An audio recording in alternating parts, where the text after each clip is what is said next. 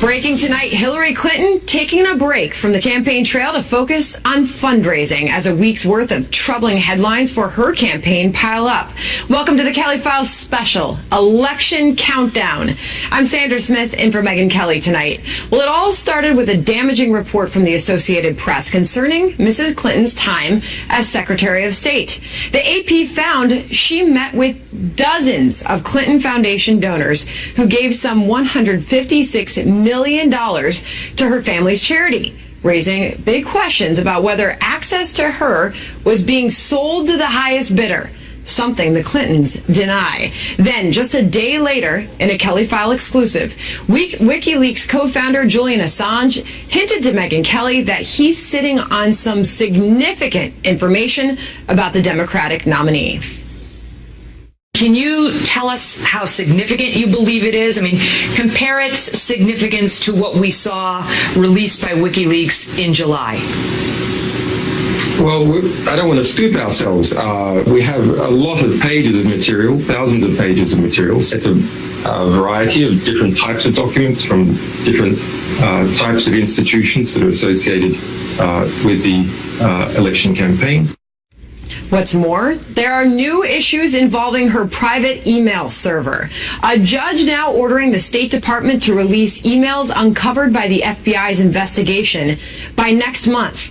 This all comes as we are learning just how far her team went to prevent her deleted emails from ever being recovered. We begin with Chief Intelligence Correspondent Catherine Herridge reporting from Washington. Two sources who have read the FBI's investigative files say Clinton's team used a technology called BleachBit to delete records. And cybersecurity experts say this can permanently scramble the data. I believe the FBI would give it their best shot and look for a lucky break and look for a mistake being made somewhere, but it's much, much harder for them. It really is hard to recover information that has been scrambled this way. But last year in Las Vegas, at one of her rare news conferences, Hillary Clinton seemed to claim ignorance. You tried to wipe the whole server. You didn't I have no idea. That's why we turned it over. You said you were in charge of it. You were the official in charge. Did you wipe the server? What, like with a cloth or something? I have no idea. That's why we turned it over. You said you were in charge of it. You were the official in charge. Did you wipe the server? What, like with a cloth or something? The timeline is important. In August 2014, the Benghazi Select Committee got emails that showed former Secretary Clinton used a personal account. In November 2014, the committee requested more records as Judicial Watch and other groups went to court for access.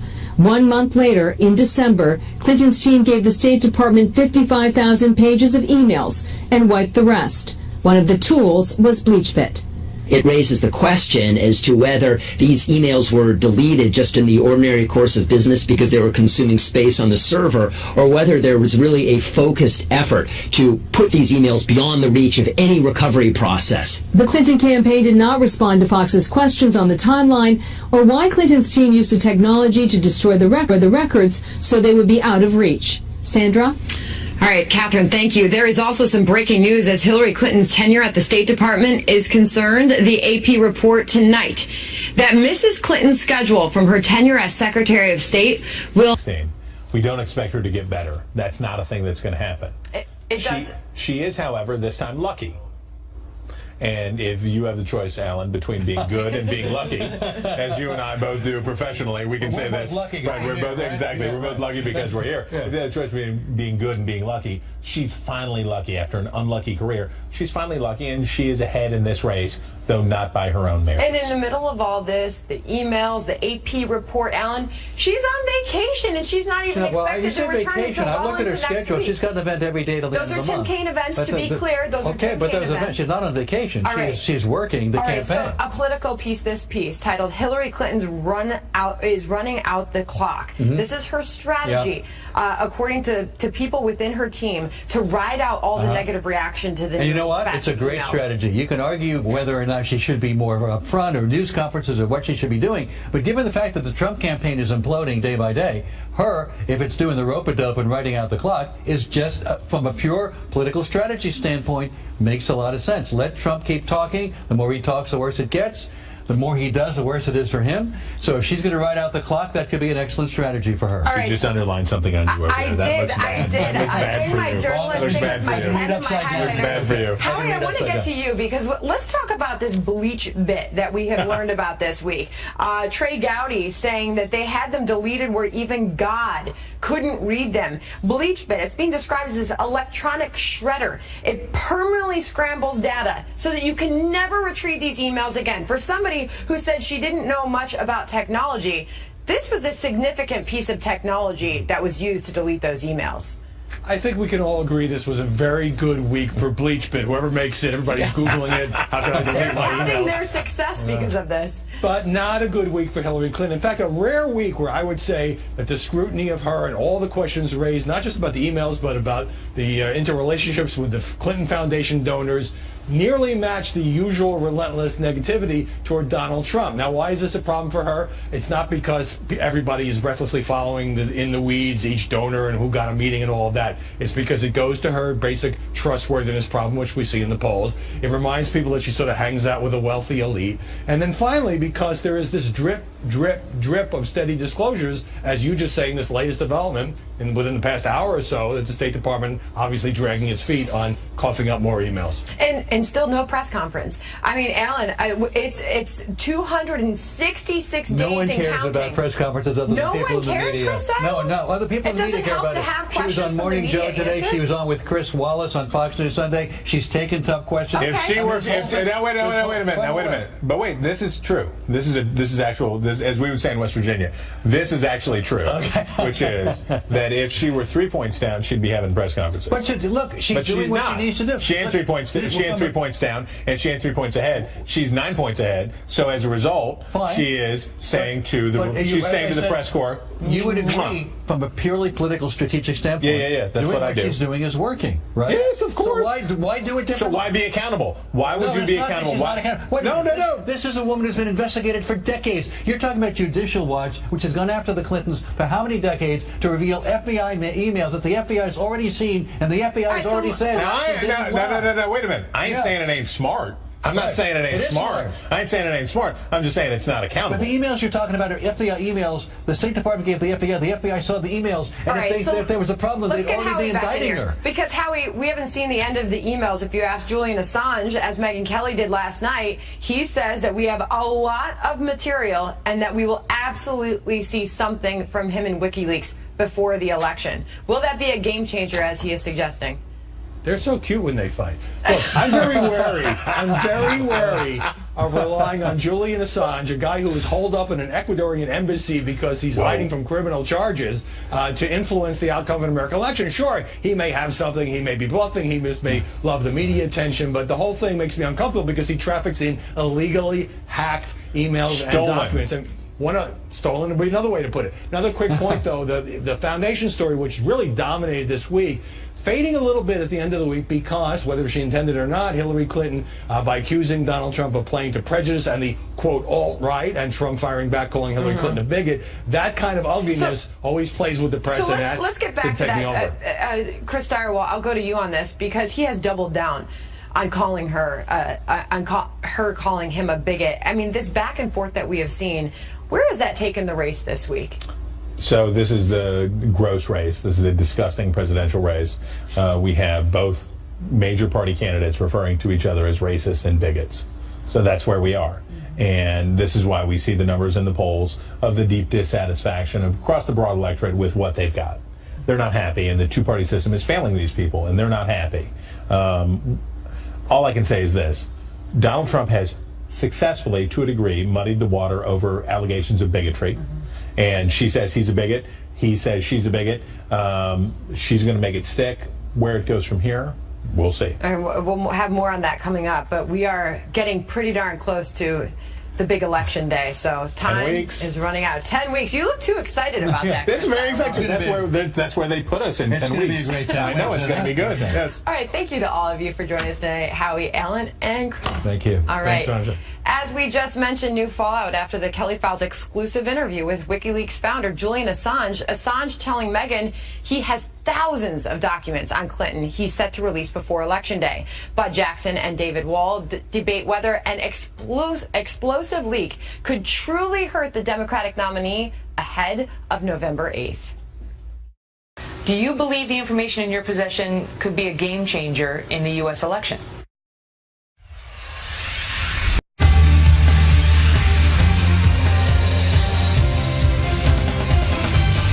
New reaction tonight to the Kelly Files exclusive interview with WikiLeaks founder Julian Assange. On Wednesday, our viewers heard Assange promise a 2016 game changer. Thousands more Clinton documents released by his group before voters hit the polls. Watch. Are we going to see it before the November 8th election? Yes, absolutely. I mean, in the case of the DNC leaks, for example, we pushed as fast as we could to try and get it in before the Democratic nomination conference, because obviously people have a right to understand who it is that they're nominating and what sort of process was involved. And the same is true here for the U.S. electoral process.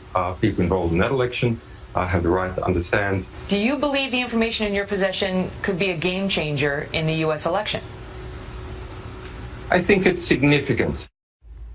Joining me now, Bud Jackson is a Democratic strategist and chairman of the American Working Families PAC, and David Wohl is a Trump supporter and attorney. All right, so let's start out with you, David.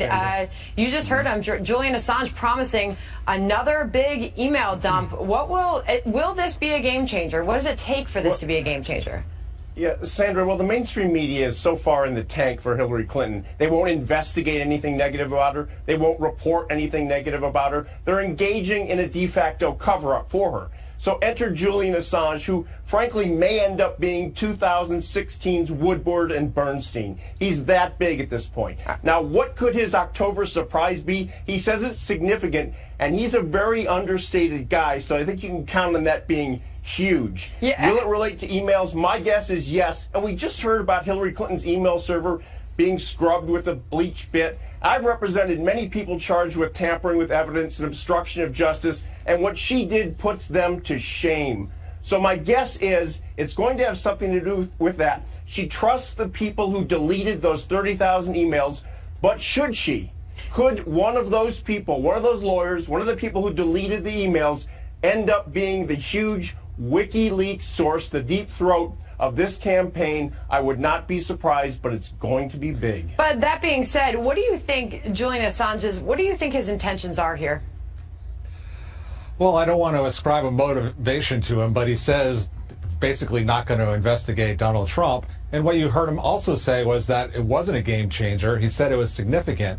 And frankly, if it's more of the same, it's not going to be very much. All right, so, Buddy, I did hear you say that he didn't reference Trump. I mean, he has talked about Trump. He says he has information about the GOP nominee as well, but he indicated it may not be as revelatory as critics might hope, something related to his health or something. But he did say the Trump campaign has a lot of things wrong with it, but as far as we can see, being Russian agents is not one of them. So it's not that he's not talking about Donald Trump, but this does seem squarely focused on Hillary Clinton. Sure it does. And I should say that, you know, Donald Trump has obviously latched onto this, and he's trying to expose Hillary Clinton for covering something up. But, you know, he's unbelievably hypocritical. I mean, if he were watching tonight, I'd like to ask him, what are you hiding, Donald Trump? Why won't you release your tax returns? What ties to special interests in foreign governments do you have? You're somebody who hired someone who is essentially working for a Ukrainian puppet. All right, so but let's get back to what Julian Assange says that he has, and that's significant material on Hillary Clinton. David, should Hillary Clinton be worried so close to the election? Of course she should be. I mean, she turned out initially, she said those 33,000 emails were about her daughter's wedding and her yoga classes. But they were scrubbed with a particular device, the bleach bit, which apparently destroys them completely. Or did it? We don't know at this point. Well, when you get rid of personal emails, you get rid of them. What Hillary Clinton did, hold on, when you compare what she did with these emails. Are you wearing a tinfoil hat right now? Let David finish his point. Whoa. When you compare the Clinton Foundation scandal. When you compare these 33,000 emails, which she deleted and we know now had nothing to do with weddings or yoga classes, to Donald Trump's tax returns, seriously, Julian Assange. Yes, because what is Donald Trump hiding? What ties does he have in those? He's been railing against China for the entire campaign.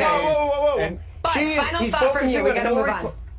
I think Donald Trump has a lot to hide and to be accountable for. Just this week, why is Assange focusing on Clinton? Let me finish. Just this week, we found out. Let you finish? Even though he's been railing against China for his whole campaign, he's actually doing business with Bank of China. So what else do we not know about that we need to find out about Donald Trump? Release your tax returns, Donald Trump. Assange is focusing on Clinton because the entire body of the mainstream media is There's more information out there about Hillary Clinton than there is about Donald Trump. We need more disclosure from Donald Trump. What is Donald Trump hiding?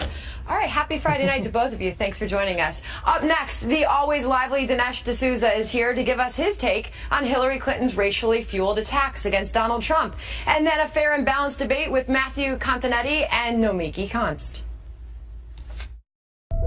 What do you have to lose? You're living in poverty. Your schools are no good. You have no jobs. Look at my African American over here.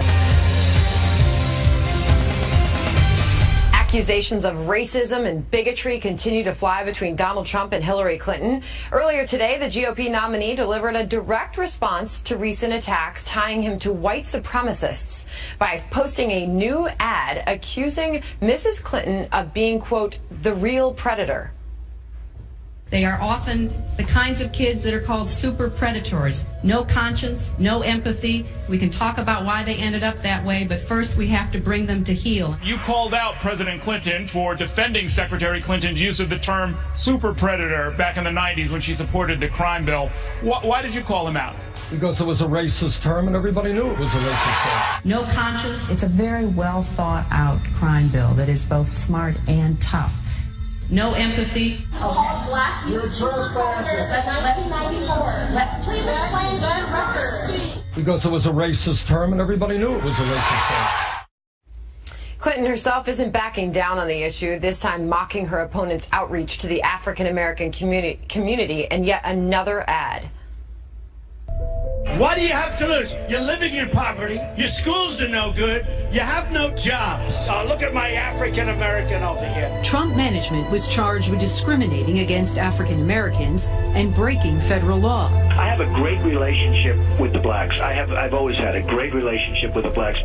What the hell do you have to lose?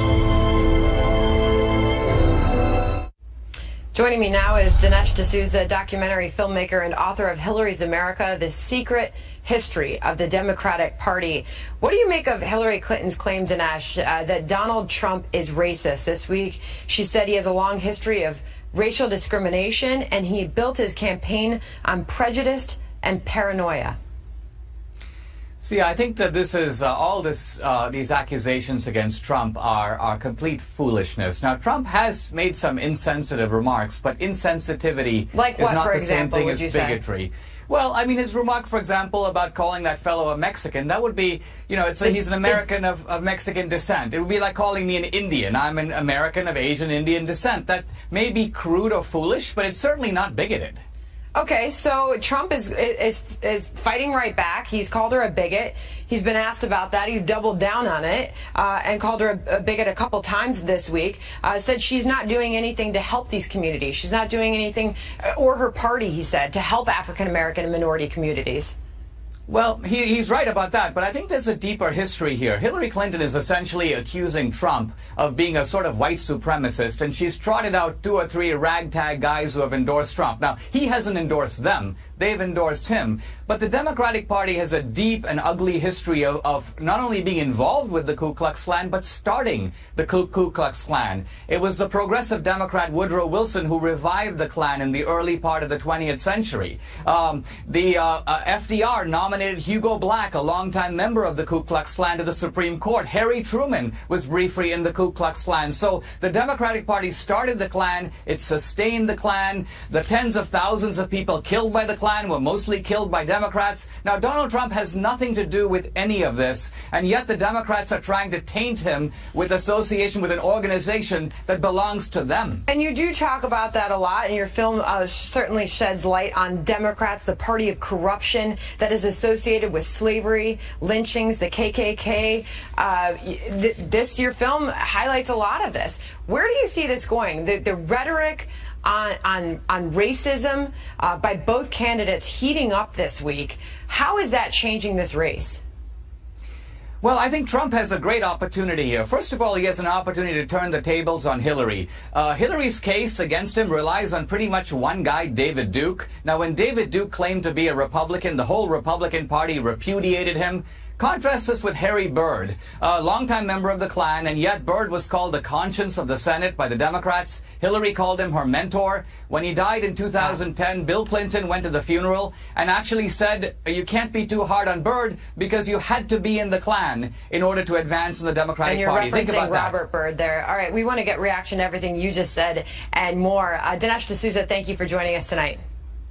My pleasure. Matthew Continetti, editor-in-chief of the Washington Free Beacon, and Nomiki Konst, host of The Filter on Sirius XM Progress. I'll start with you first, Nomiki. What did you make of Dinesh's comments just now? I mean, that's some curious logic that he's using about Hillary Clinton. I think there are several cases over the 35, 40-year history of Donald Trump, all the way going back to when he was trying to open up a casino in Bridgeport, Connecticut, and he said that the Indians don't look like Indians, so they shouldn't be justified with their Native American exemptions from taxes. All the way back to when he was being sued for not renting to African Americans. He's had racial discrimination lawsuits against him. This is a man with 40 years of history against minority groups. It's not just about David Duke. All right, it's Matthew, about that he speaks in code. Is Nomiki's argument fair? Well, I think it is fair when you look at Donald Trump's history and some of the rhetoric he's used on the campaign, but I don't think that's really what's going on here. I think both candidates are trying to kind of solidify their bases, and Donald Trump's minority outreach is actually about trying to maintain hold of the Republican Party, which is made up of a lot of white voters. And what we're seeing in the polls right now is white voters with college degrees are really running away from Donald Trump precisely because of this issue of race and prejudice. And so I think a lot of Trump's minority outreach is to get those voters back in the fold. That's why Clinton is doubling down. But Matthew, what do you make this week of this very direct appeal that he has made to African American voters, saying, what do you have to lose?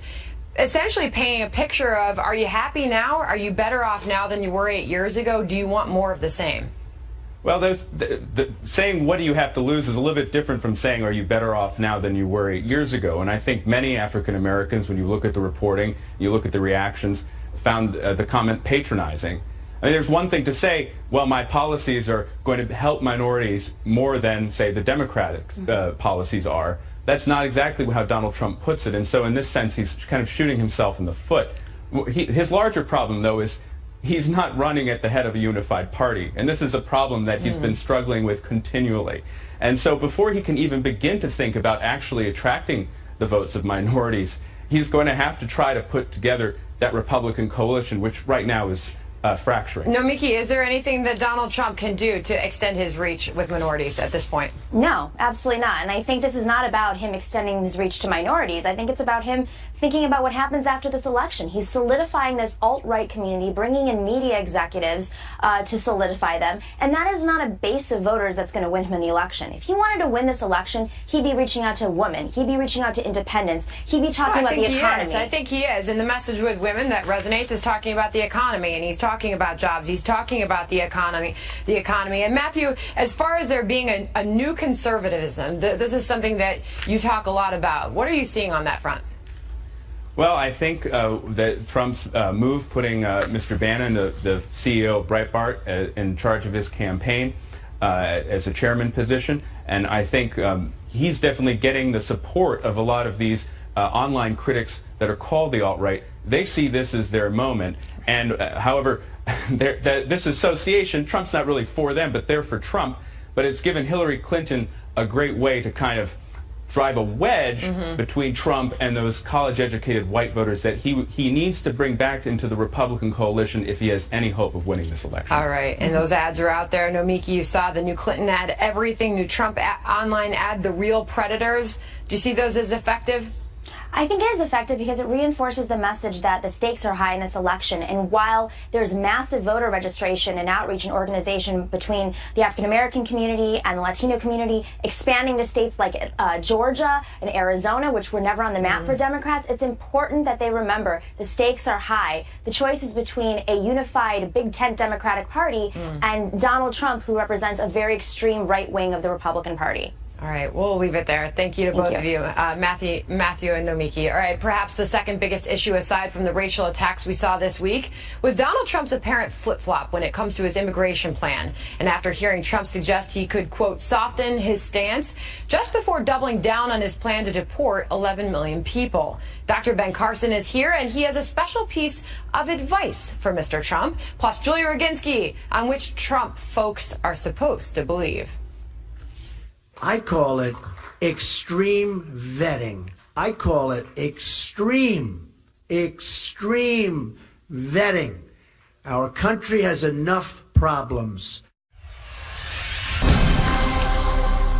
Donald Trump expected to speak soon at an event that was just closed to the press, and the big question is whether he will address what many have called his major flip-flop on immigration over the course of the past week. Trump largely built his campaign on the promise that he would not compromise on the issue of deporting some 11 million people in the U.S. illegally. But on Tuesday, he was telling Fox News he might be willing to, quote, soften his plan. Is there any part of the law that you might be able to change that would accommodate those people that contribute to society, have been law-abiding, have kids here? There certainly can be a softening because we're not looking to hurt people. We want people. We have some great people in this country. We have some great people in this country. But we're going to follow the laws of this country. The so-called shift, however, only lasting 48 hours, as last night he was once again saying those illegal immigrants have to go. There is no path to legalization unless people leave the country. Well, when they come back in, if they come back in, then they can start paying taxes. So they still have to leave the country. But there is no path to legalization unless they leave the country and come back. Chief political correspondent Carl Cameron is live in Las Vegas with more tonight. Hey, Carl.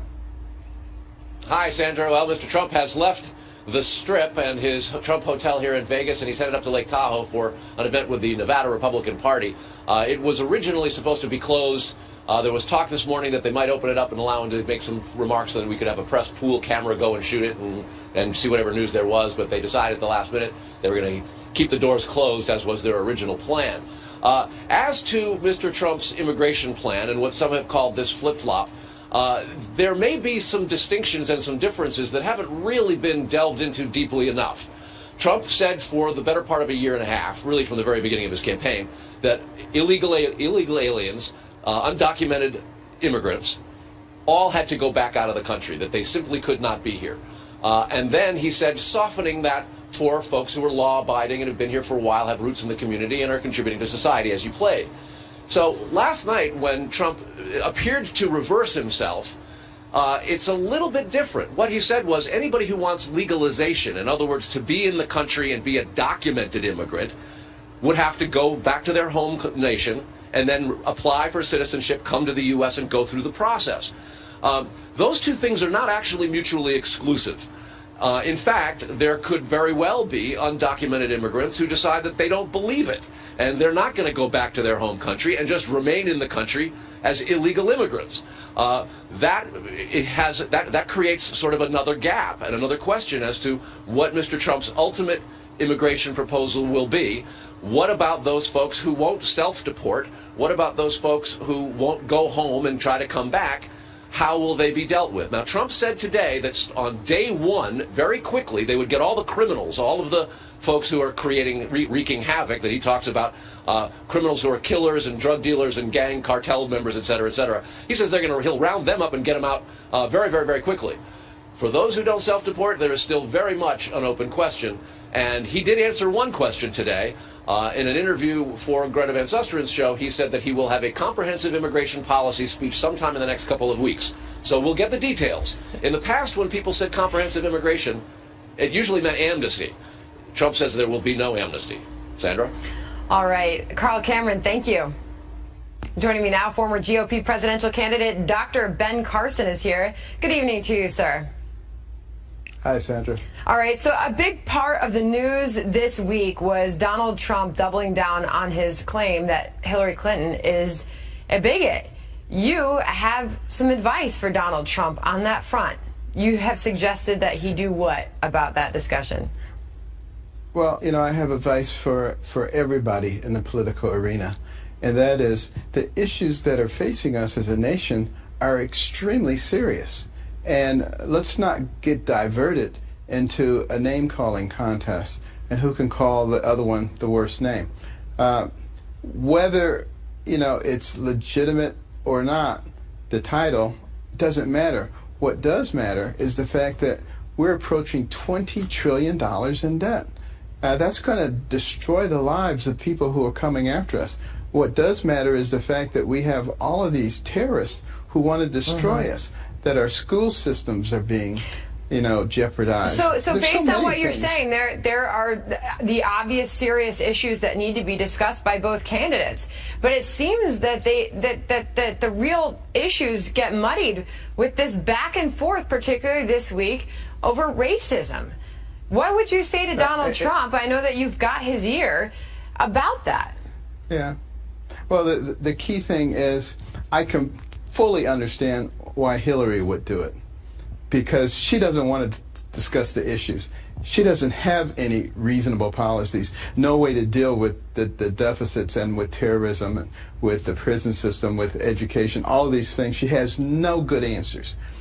Trump has a lot of good answers. So I would say, let's deal with the things that have almost 70% of the American people dissatisfied with the direction of the country. Talk about those things in some detail. When he does that, he does very well. His poll numbers start going up. Well, and I think that's really where his where poll you should numbers stand. with African Americans and minority communities, obviously Hispanics as well, they still just don't look good, and they favor Hillary Clinton. And he has made a direct appeal, and he has made a big outreach this week to the African American and minority communities, saying, "What do you have to lose?" What did you make of that? And do you think that that helped at all, his strategy there? Yeah, well, what he was really saying is that, you know, the policies of the Democratic Party over the last 40 or 50 years have not resulted in a very good situation, particularly in a lot of our inner cities. And if you want to make America great again, the entire foundation of America has to be great, including our inner cities. So in order to do that, we've got to spiff up the educational system, give people school choice and vouchers. You know, we need to look at the penal system and how we're going to deal with that. You know, jobs, bringing back jobs again. All of those are the kinds of things that will strengthen the inner city. And we have not seen that over the last few decades. All right. Dr. Ben Carson, always good to speak to you, sir. Thank you for being here. You too. Thank you. All right. Well, joining me now to react is Democratic analyst and Fox News contributor Julia Roginski. So, Julie, here we are. State of the race. 73 days to go. Where are we? Good question. Well, we are, empirically speaking, at a point where Donald Trump has a lot of room to make up. Hillary Clinton in a national poll is about 10 points up, according to today's Quinnipiac poll. She's leading in, according to polling averages in all the swing states that Trump must win in order to win. And so, empirically speaking, I mean, he's got a big road to hoe, which is why his immigration policy specifically was so puzzling to me. He's essentially taking focus groups. You saw at Sean Hannity's forum the other night asking his viewers what he should do on immigration. We're a little far away from the beginning of this campaign to be able to do that kind of thing. He laid out a plan. He went back on that plan, then he doubled down on the original plan. I don't really know where he is at this point. That's a good question. So let's talk Hillary Clinton, because we know she's taken a bit of a breather this week. She's sitting this week out, and most of next week as well. She's on a little vacation time. Tim Kaine's out there. But yes, she is. And it's interesting because it's at a time where we know more email stuff is coming out. Has this been her, as Politico wrote this week, trying to just let the clock run out? She's got a 5.5-point lead in the latest Real Clear Politics average. Is that a strategy? Well, I don't think she was sitting out that speech yesterday. I thought that speech was incredibly effective, not just in doubling down for her base, but more importantly, trying to appeal to those Republicans that have questions about Trump and about his temperament. She laid out a very coherent, I thought, specific outline as to why those people should not necessarily look at Trump as a potential savior for the Republican Party. All right. But she is, to some extent, you have a good point. She is ahead. It's hers to lose. She just, first do no harm is basically where she is in this campaign right now. Oh, well, I don't know about that. RNC Chairman Reince Priebus, we're going to talk about this in a second. He's made a prediction that things could still turn around by Labor Day. That's his job. He's got to spin for his candidate. I get it. Julia Roginski, good to see you. Great to see you, Sandra. Thanks for being here tonight. Also, just days after RNC Chairman Reince Priebus predicted Donald Trump would overtake Hillary Clinton in the polls by Labor Day. New numbers from one poll show an uphill climb for Mr. Trump. So can the GOP nominee begin a dramatic turnaround in just the next 10 days? A fair and balanced debate about that next.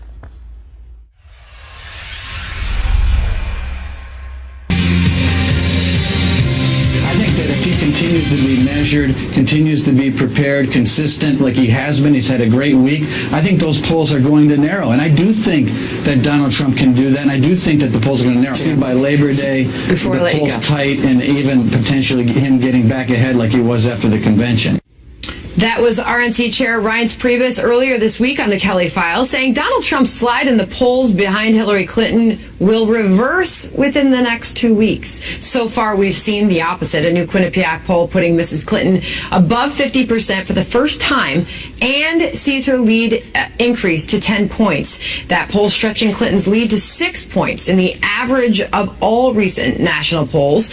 So can Mr. Trump turn the tide? Boris Epstein is a Trump campaign senior advisor. Anita McBride is a former assistant to President George W. Bush. And Anita, you've worked in 4 presidential administrations. What do you make of Reince Priebus saying there's still time, we're going to turn things around as soon as Labor Day?